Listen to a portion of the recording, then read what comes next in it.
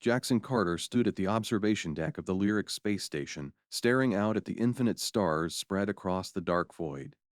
The faint hum of the station's systems filled the air, a constant reminder of how far from home he was. His reflection on the glass showed a man hardened by years of military service, his broad shoulders stiff under the tailored uniform that felt more ceremonial than functional. Diplomatic missions weren't his specialty, but orders were orders, and Earth's survival depended on alliances no matter how uncomfortable they might be. The doors behind him hissed open, and Jackson turned to face the source of the noise. His first glimpse of Kyla Rivix left him momentarily stunned. She was far smaller than he had imagined, barely reaching his chest. Her frame was petite, almost fragile-looking, but the sharpness in her violet eyes and the proud tilt of her chin radiated authority. Her blue skin shimmered under the sterile lighting, but it wasn't her appearance that struck him. It was the way she looked at him, a mixture of amusement and disdain that set his teeth on edge. So she said, her voice light but dripping with condescension, "This is the giant we've been waiting for." I'd heard humans were oversized, but I didn't realize they came in furniture-breaking proportions. Jackson clenched his jaw, refusing to take the bait. Years of training had taught him to stay calm under provocation, but Kayla's smirk made his patience thin. "And I didn't realize Lyric's warriors came in pocket-sized editions," he replied evenly, his deep voice carrying just a hint of challenge. Her laughter was as sharp as her words, drawing the attention of the nearby council members who stood watching the exchange like spectators at a gladiatorial match. "Pocket-sized, perhaps," she said, stepping closer, her every movement fluid and deliberate but far more effective than any lumbering Earth soldier could hope to be. Jackson knew better than to escalate, but her words stung. He wasn't here to fight, at least, not physically, but he also wasn't about to let her dismiss him so easily. "We'll see about that," he said quietly, his gaze locking with hers. For a moment, the room seemed to shrink, the tension between them thick enough to drown out the murmurs of the assembled Lyrics Council. Elder Tovin, the station's leader and mediator of this fragile alliance, cleared his throat, breaking the spell. "Enough," he said, his voice carrying the weight of authority. "We are not here to compare sizes or capabilities. The threat to both our peoples is real and imminent. We must learn to work together." Kayla turned away with a flick of her wrist, her dismissal clear. Jackson felt his irritation flare but kept his composure. Elder Tovin continued, addressing the room at large but clearly directing his words toward Jackson and Kayla. "To ensure this alliance is more than a formality, Commander Carter and Captain Rivix will undertake a series of joint operations. These missions will test their ability to cooperate and prove the viability of our partnership." Kayla spun back to face Tavan, her expression a mix of disbelief and outrage. "With him?" she asked, pointing a delicate yet accusatory finger in Jackson's direction. "I'm supposed to stake my honor on this." Giant Jackson bristled but stayed silent. He'd expected Resistance Earth's culture, and the lyrics were as different as their physical forms. What he hadn't expected was how personal it would feel. He'd dealt with skepticism before, but Kayla's disdain wasn't just professional, it was pointed, deliberate, and infuriatingly effective. "Enough, Kayla," Tovin said firmly. "This decision is final. You and Commander Carter will begin your first mission tomorrow." As the meeting adjourned, Jackson found himself cornered by Kayla near the exit. She stood in his path, arms crossed, her expression daring him to speak. "Let me make one thing clear," she said, her voice low and cutting. "You may have convinced the council that you're worth something, but to me, you're just a liability. Stay out of my way, and maybe you won't slow me down." Jackson leaned down slightly, closing the gap between them. He kept his tone calm but firm. "You don't have to like me, Captain, but you're going to have to deal with me. I'm not here to prove myself to you. I'm here to do a job." Their eyes locked once more, and for a moment, neither moved. Then, with a sharp turn, Kayla walked away, her movements as precise as a blade slicing through the air. Jackson watched her go, a mixture of irritation and intrigue bubbling under his disciplined exterior. This mission was going to be far more complicated than he had anticipated. That night, as Jackson lay in his quarters, he couldn't shake the image of Kyla's smirk or the way her words had burrowed under his skin. She was infuriating, yes, but there was something else, something in the way she carried herself, as if she were constantly at war with the world. He wondered what it would take to break through her walls, to see the person behind the warrior. For now, though, he pushed the thought aside. Tomorrow would bring its own challenges, and he needed to be ready. Kayla, meanwhile, stood in her private chamber, staring at her reflection in the polished surface of her ceremonial blade. She replayed the encounter in her mind, analyzing every word, every glance. She'd fought harder battles than this against enemies far deadlier than some oversized human. And yet something about Jackson Carter unsettled her. He didn't react the way she expected. He didn't falter under her scrutiny or lash out at her provocations. Instead, he stood firm, calm, and unshaken. It annoyed her more than she cared to admit. With a frustrated sigh, she sheathed her blade and turned off the lights. Tomorrow, she would show him exactly why Lyric's warriors were the galaxy's finest. Whatever this alliance required of her, she would handle it on her terms. The morning began with silence that was heavier than the atmosphere on the jungle planet below. Jackson Carter stood at the edge of the docking bay, his expression set in stone as the Lyric's transport ship hummed with pre-flight checks. Across from him, Kayla Rivix ran through a final inspection of her gear, her movements efficient and sharp, betraying no sign of hesitation. If she was nervous about their first joint mission, she didn't show it. Jackson, however, wasn't so sure this would go smoothly. Their first assignment was deceptively straightforward. Retrieve strategic data from a satellite buried deep within the dense jungle of Tarvax 4. The planet was notorious for its hostile environment, crawling with predatory wildlife and parasitic vegetation.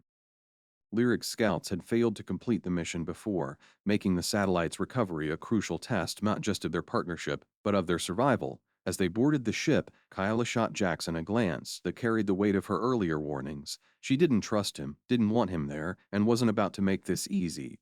He responded with a nod, stoic but resolute. Whatever her issues with him were, he wasn't about to let them get in the way of the mission. The descent to Tarvax 4 was uneventful, but the moment they stepped off the ship, the oppressive heat and the cacophony of alien wildlife closed in around them. The air was thick and humid, and the jungle floor was a tangle of roots and vines that seemed determined to trip them with every step. Jackson, with his larger frame, had to duck and weave to avoid the low-hanging branches that Kyla moved under effortlessly. She didn't waste the opportunity to comment. "You're like a clumsy mech stomping through a glass museum," she said over her shoulder, her voice laced with disdain. "Try not to bring the whole jungle down on us." Jackson ignored the jab, focusing on scanning the terrain ahead. He'd worked in worse conditions before, and he wasn't about to let her get under his skin. But when the ground beneath him shifted, sending him stumbling into a nest of tangled vines, her laughter rang out like a bell. "You're making it too easy," she teased, leaning casually against a nearby tree. "Didn't they train you to walk on solid ground? I'd like to see you handle a battlefield without tripping over your ego," he shot back, cutting himself free with a quick slash of his knife. Her smirk faded slightly, but she didn't respond. Instead, she pushed forward, her steps light and deliberate. Jackson followed, keeping his frustration in check. They didn't have time for petty arguments. The deeper they ventured into the jungle, the more dangerous it became. The ground seemed alive, shifting and writhing as if the planet itself were watching them. It wasn't long before the first real threat emerged. A low growl echoed through the trees, followed by the rustling of leaves. Jackson froze, his hand instinctively going to his weapon. Kyla held up a hand, signaling for him to stay still. Her eyes scanned the foliage, sharp and calculating. The creature burst from the shadows in a blur of claws and teeth. It was a predator native to Tarvax 4, its sleek body covered in scales that shimmered like oil. Jackson barely had time to react before it lunged, its jaws snapping inches from his face. He dodged to the side, drawing his weapon and firing a single well-aimed shot that sent the beast sprawling, but it wasn't alone. Two more creatures emerged, circling them with predatory intent. Jackson moved to cover Kyla's flank, his back against hers as the creatures closed in. She didn't hesitate, her movements precise and lethal as she darted forward, her blade slicing through the air with deadly accuracy. Jackson provided cover fire, his larger frame drawing the creature's attention while Kyla struck from their blind spots. By the time the last creature fell, they were both breathing heavily. Kayla wiped the blood from her blade, glancing at Jackson with an unreadable expression. "You're not as useless as I thought," she said finally, the closest thing to a compliment she'd given him so far. "And you're faster than you look," he replied, his tone neutral but his lips quirking into a faint smile. They pressed on, the uneasy truce between them holding for the moment. The satellite's location was deep within a cavern system, hidden beneath the jungle, accessible only through a narrow entrance that Jackson had to crouch to fit through. Kayla, on the other hand, slipped inside with ease, her smaller size an undeniable advantage in the confined space. As they descended into the caverns, the air grew colder, the walls glistening with an eerie bioluminescence. The satellite was buried beneath layers of debris, its faint signal pulsing weakly. Jackson began clearing the rubble, his strength allowing him to lift the larger pieces while Kyla worked on bypassing the satellite's damaged encryption system. "You know," she said as she worked, her voice echoing in the cavern, "you're not entirely unbearable when you're focused." "Is that your way of saying thank you?" he asked, not looking up from his task. "Don't push your luck, giant," she relayed. "Vitamitchi relied, Iveritsteig. Doan Mariwizigdai." The cavern walls shook, and a deafening roar echoed through the tunnels. Something massive was approaching, its footsteps sending vibrations through the rock. "Time to go," Kayla said, grabbing the data core and sprinting toward the exit. Jackson followed, the low ceiling forcing him to move awkwardly as the sound of the creature grew louder. They barely made it out before the cavern collapsed behind them, a monstrous shadow visible for only a moment before it was buried under tons of rubble. Kayla turned to Jackson, her breathing heavy but her eyes alight with adrenaline. "Maybe you're not completely useless after all," she said, a grin breaking through her usual stoic demeanor. "Coming from you, I'll take that as high praise," he replied, his tone dry but his own grin tugging at the corners of his mouth. As they made their way back to the ship, the tension between them felt. The hostility that had defined their earlier interactions had softened, replaced by a tentative respect. They didn't speak much on the return journey, but the silence was no longer uncomfortable. For the first time, Jackson felt that they might actually have a chance at working together. Kayla, for her part, found herself reevaluating her initial impressions.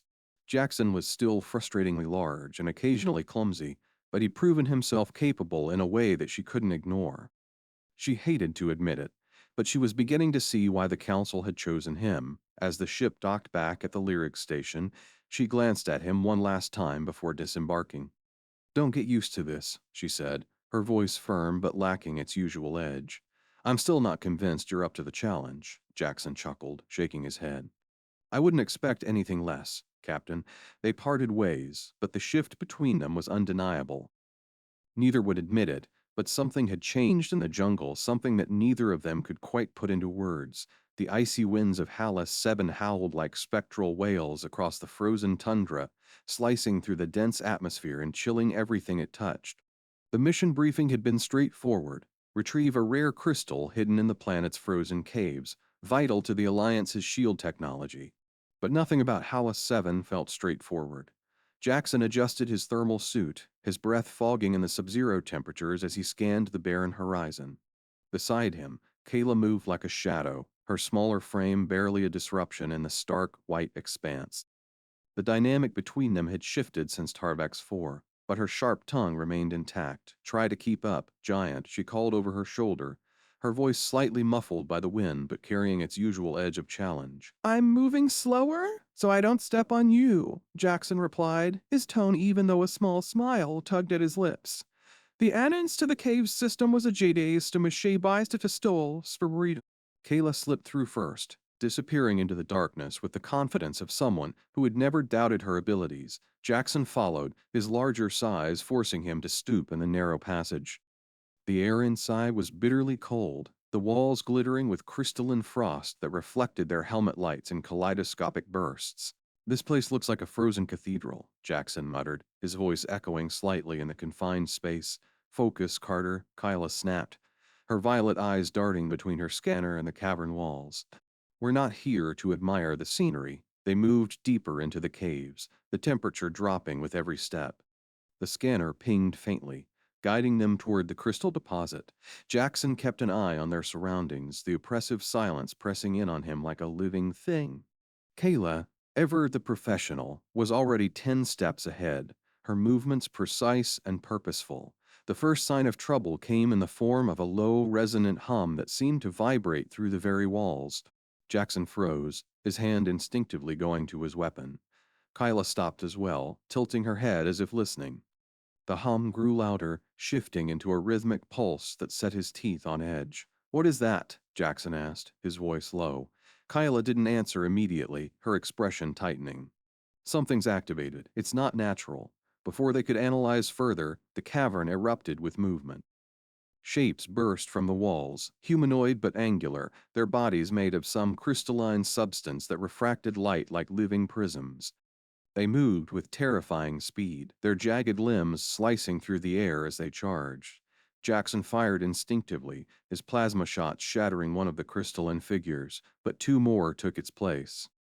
Kayla darted forward, her blade flashing as she struck with precision, each movement a dance of agility and lethal intent. The creatures were relentless, their numbers seemingly endless as they surged forward. Jackson and Kayla fought back to back, their vastly different fighting styles meshing in a way that felt almost seamless. "Fall back," Kayla shouted, her voice cutting through the chaos. "We can't hold them here." Jackson didn't need to be told twice. He covered her as she moved, her smaller frame darting through the narrow passages, while he used his strength to block and destroy anything that came too close. They retreated deeper into the cave system, the crystalline creatures following like a tide. They found temporary refuge in a smaller chamber, its narrow entrance providing a bottleneck that Jackson quickly fortified with a few well-placed plasma charges. Kayla was already scanning their surroundings, her breathing heavy but controlled. "They're protecting the crystal," she said, her tone clipped. "Some kind of automated defense system. We tripped it when we got too close." "Great," Jackson muttered, reloading his weapon. "Any brilliant ideas?" Kyla's eyes flicked to the scanner, then to him. "We can't fight them all, but if we overload the crystal's energy field, it might disable them." Jackson frowned. "And how do we do that without getting ourselves killed?" Her lips quirked in a faint smirk, the kind he'd come to recognize as both infuriating and oddly reassuring. "We improvise." The plan was reckless, relying on split-second timing and their ability to work together under pressure. Jackson would create a diversion, drawing the creatures away while Kaela accessed the crystal's energy core. It wasn't ideal, but it was their only option. As they moved into position, Jackson glanced at Kayla. "You better not die on me, Rivix." She arched her brow, her expression equal parts amusement and determination. "Worried about me, Carter? Let's just say I've gotten used to your insults," he said with a faint smile. Her response was a rare, genuine grin. "Then try not to get yourself killed, Giant. I'm not done proving I'm better than you." The next few minutes were a blur of chaos. Jackson charged into the main chamber, firing wildly and drawing the attention of every crystalline creature in the cavern. They swarmed him, their jagged bodies catching the light in a dazzling but deadly display. He moved with calculated precision, using the terrain to his advantage and forcing the creatures to funnel toward him. Meanwhile, Kayla slipped past the chaos, her movements so silent and fluid that even the creatures seemed oblivious to her presence. She reached the crystal, its massive, multifaceted form glowing with an otherworldly light. Her fingers flew over her tools, bypassing the alien systems with a mix of skill and intuition. "Carter," her voice crackled over the comm. "I'm almost there." "Just hold them a little longer. No rush," he replied, his tone laced with dry humor despite the sweat beading on his brow. The creatures pressed closer, their relentless attacks taking their toll. Jackson's muscles burned, and his breathing was labored, but he refused to fall. Then, just as his ammunition ran low, the cavern was flooded with a blinding light.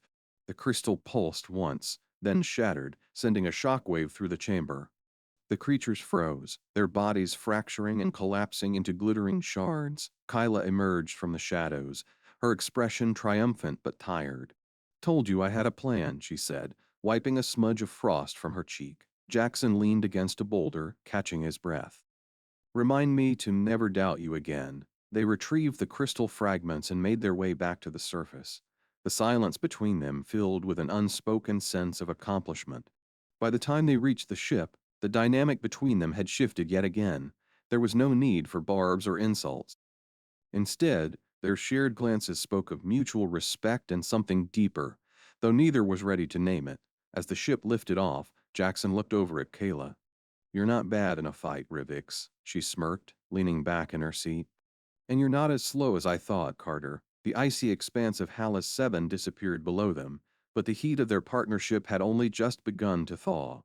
The lyric station buzzed with a tension that seemed to seep into every corridor and chamber. Jackson Carter paced near the central operations room, his jaw tight as he replayed the events of the last few days in his mind. The successful retrieval of the Hallis 7 crystal had been a hard-won victory, but any sense of triumph was short-lived. A transmission intercepted shortly after their return revealed a planned assault by an unidentified faction. Worse, the attack appeared to have been coordinated using insider knowledge. The council was in an uproar, and suspicion loomed like a storm cloud over every interaction. Kyla Rivix entered the room, her usually composed demeanor strained. She approached Jackson with quick, purposeful steps, her voice low and clipped. "It's confirmed. Someone leaked our defense grid's layout. They knew exactly where to strike." Jackson stopped pacing, his brow furrowing. "And they're sure it's someone inside." "Absolutely," she said, her gaze steely. The leak came from the station. Before he could respond, a blaring alarm cut through the air, sending a ripple of panic through the station. A guard burst into the room, his face pale. "They've breached the outer perimeter. 3 assault ships are descending. They've disabled our main defense systems." Kyla didn't hesitate. She turned to Jackson, her voice sharp with command. "We need to move." Now chaos erupted as personnel scrambled to prepare for the attack. Jackson followed Kyla as she led a group of council members toward the ceremonial chamber, one of the most defensible locations on the station. The plan was to regroup and activate the backup communications array, but the path to the chamber was already fraught with danger. The station shuddered as explosions rocked the walls, and the sound of distant gunfire echoed through the halls. Jackson's instincts kicked in as they turned a corner and came face to face with a squad of heavily armed invaders. Without hesitation, he stepped forward, using his size and strength to create a barrier between the attackers and the vulnerable council members. His plasma rifle roared, taking down 2 enemies before they could react. Kayla darted past him, her movements a blur as she engaged the remaining soldiers with ruthless efficiency. Her blades sliced through the air, each strike calculated and lethal.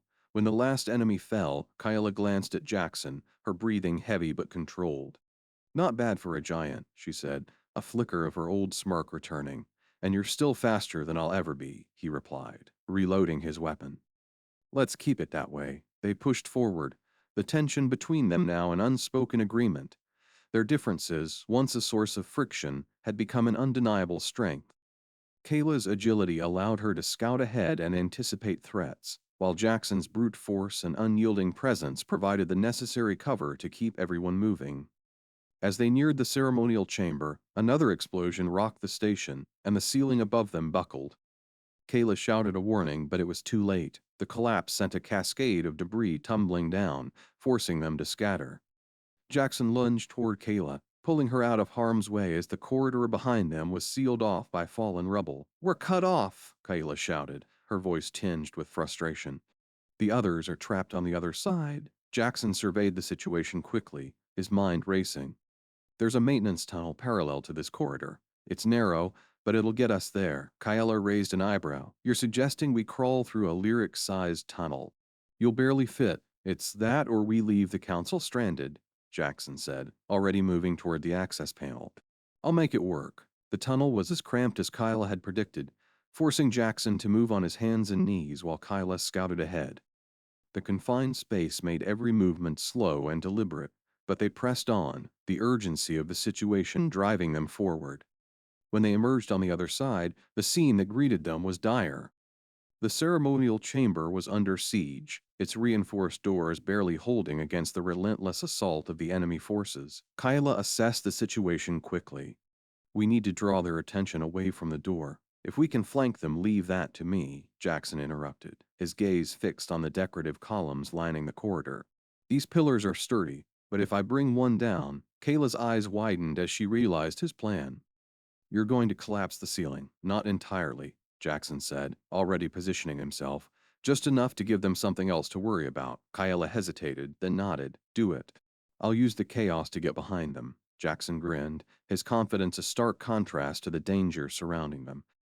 "Always ready when you are." With a tremendous heave, Jackson brought down the nearest pillar, the resulting crash sending a plume of dust and debris into the air. The enemy forces scattered, their focus momentarily diverted. Kayla seized the opportunity, slipping through the chaos with the precision of a blade, her smaller size allowing her to navigate the crumbling terrain undetected.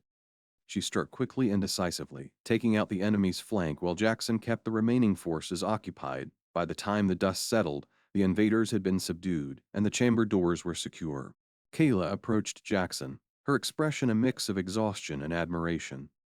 "I hate to admit it," she said, her voice quieter than usual, "but I couldn't have done that without you." "Good thing we're a team then," Jackson replied, his smile weary but genuine. Inside the chamber, the council worked quickly to activate the backup communications array. Kayla and Jackson stood guard, their weapons ready as the station continued to tremble under the assault. When the array finally powered up, the council contacted the orbital defense fleet, coordinating a counterattack that forced the invaders to retreat. As the dust began to settle, Elder Tuvin approached the two warriors, his expression grave but grateful. "Today, we saw what true cooperation looks like," he said, his voice carrying the weight of his years. "Your partnership has proven that our differences are not weaknesses but strengths." Kayla glanced at Jackson, a rare softness in her eyes. "It wasn't easy," she admitted, "but he's earned my trust, and she's earned mine," Jackson added, his tone sincere. The council's decision to formalize the alliance was unanimous, and the bonding ceremony proceeded as planned. During the event, Kayla and Jackson stood side by side, their earlier animosity replaced by mutual respect and a growing connection that neither could deny.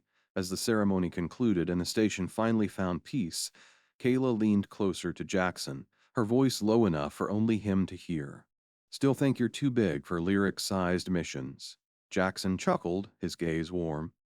"Only when you're not around to make me look good," Kayla smirked, but the warmth in her eyes betrayed the depth of her feelings. "Don't get used to the compliments, Carter. I wouldn't dream of it," he replied, his grin widening as the station's twin moons rose in the sky, casting a silvery glow over the assembled crowd. Kayla and Jackson shared a quiet moment of understanding. Their journey had been fraught with challenges, but it had also forged an unbreakable bond. In the face of adversity, they had found strength in each other, and perhaps something more. In the end, their partnership wasn't just about survival. It was about discovering that the greatest connections often come from the most unexpected places.